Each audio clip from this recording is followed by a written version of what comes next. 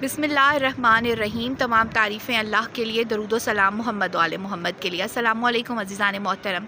सूरह कद्र एक ऐसी सूरा है कि जिसको ख़ुसूसी तौर पर हज़रत इमाम ज़मा अलैहिस्सलाम के साथ एक क़ुर्ब और उनसियत हासिल करने के लिए ताबीर किया जाता है।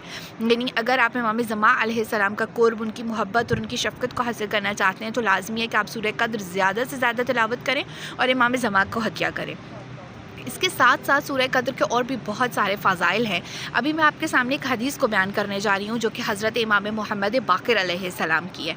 आका क्या फ़रमाते हैं? आका फ़रमाते हैं कि जो शख्स सूरह कद्र की तिलावत करता है, यानी इन्ना अंज़लना की तिलावत करता है और तिलावत के वक्त वो अपनी आवाज़ को बुलंद करता है, तो वो उस शख्स की तरह है कि जिसने अल्लाह रब्बुल इज़्ज़त की राह में तलवार उठाई है।